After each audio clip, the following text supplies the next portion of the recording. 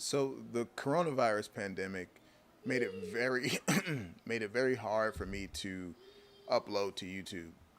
Nothing felt important enough to record because we, as a human race, were going through so much right now. Right? Little did I know this pandemic would come very, very close to home.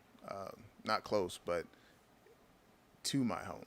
We've been socially distancing and staying at home since early March. We've only left the house for groceries or medicine. Um, we haven't seen any friends outside of meeting some friends at 6 feet away at a parking lot. So we've been very careful. One of the few times that I left the house included a visit to a restaurant on May 5th. The restaurant was open for just pickups, and I decided to go out and get my family some food. And I was aware that they had just opened the patio. What I didn't know was that they also opened the patio for dining. So there were people actually sitting and eating on the patio when I arrived. I wore a mask. Um, I kept my distance from people, and there were a lot of people there without masks on. And um, I just ordered something that wouldn't take too long, that I could maybe get really quick and get out of there. But my order, no matter how small, still took like 20, 30 minutes because of how frantic everything was, because of how strange things are right now. More and more people started to show up. A lot of people weren't wearing masks. I kept shifting my position to keep myself away from everyone. Um, and when I left, I put the bags in the trunk. I sanitized my hands before I got back in the car. All the right things, right? Um, but about 9 days later, on May 14th, I started feeling small pinches in my chest. And what was scary about it was that it wasn't muscular pain. I had been working out, been trying to get in shape during the whole stay at home thing. And I thought maybe it was from the workouts, but the pinches seemed like they were really deep, like behind the muscles. I ignored it because I think by default we usually just tell ourselves that we're going to heal up, or little ailments that we experience aren't a big deal because our bodies are good at that. But this didn't go away. And then on Thursday, the 15th, I started to get body aches. And that's when I knew something might actually be wrong.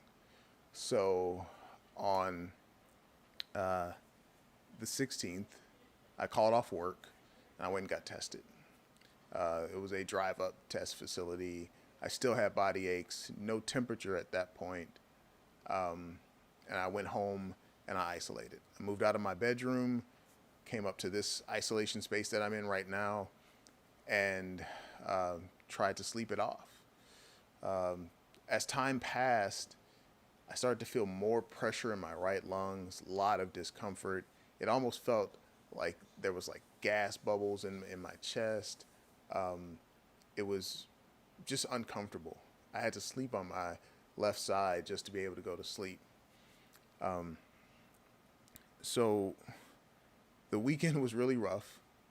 And by Monday, I still had some pinching and discomfort in my right lung, but it was bearable. On Monday morning, the 19th, that changed.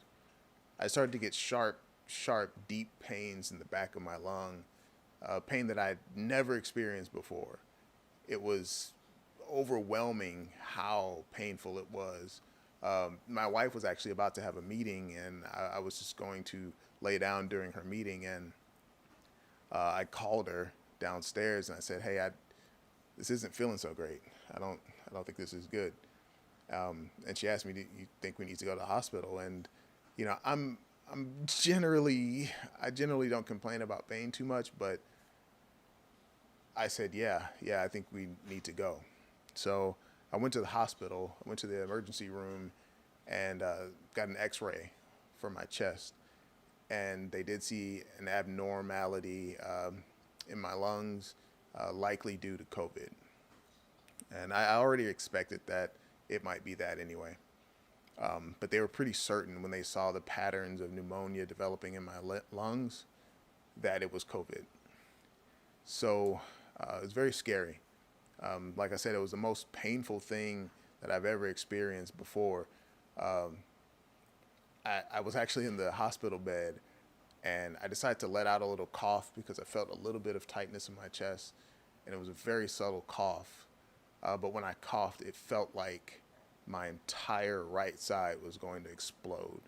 I literally had to grab both sides of the hospital bed and basically just wait for the pain to end. It hurt so bad that all I could do was freeze and sweat until the pain stopped. Um, I text my wife right after that and I said, I'm glad we came in because I don't know how, you know, I could have been at home feeling this much pain. Um, but thankfully, I was discharged from the emergency room because I was holding my own with oxygen. My blood oxygen level was at 97 to 98% and steady. So I was still breathing fine, but I had a lot of discomfort. So when I got home, I realized how serious this was because it was still very hard for me to move. It's funny, when you move, your body knows that you need oxygen for different parts of your body, and your body will make you breathe. I knew breathing hurt at this point, but your body doesn't care. So if I took too many steps or walked for too long, my body would try to steal a breath, even though I was trying to keep it from breathing, and that was painful. Every time my body would suck in air, my right side would just hurt so bad that I would literally have to stop. So this level of pain went on for quite a while. On Monday, I actually considered going back to the emergency room because it was very, very hard to deal with. But over time, I had already taken some antibiotics. It did subside. So fast forward, the last couple of days have been some of the hardest days I've ever experienced. There's been a lot of coughing, a lot of sleeplessness. Anybody who's had pneumonia knows how difficult it is, but it's even more difficult when your lungs are inflamed with a virus. So things like coughing and things like that were just really, really excruciating. But every day my blood oxygen level remained the same. I am currently 48 hours fever free. So I seem to be recovering.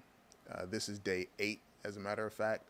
So I'm grateful that this particular case has been survivable for my body. I know that's not the case for everyone, so I'm grateful for that. And I don't have anything witty to say on this video. I just want to make it because, I never leave the house. I already worked from home before the pandemic started. I'm very careful. I wore a mask, and I still got it. So if you're thinking that this isn't a big deal, if you're thinking that you can't get it, you're wrong. So stay safe, wash your hands, stay at home.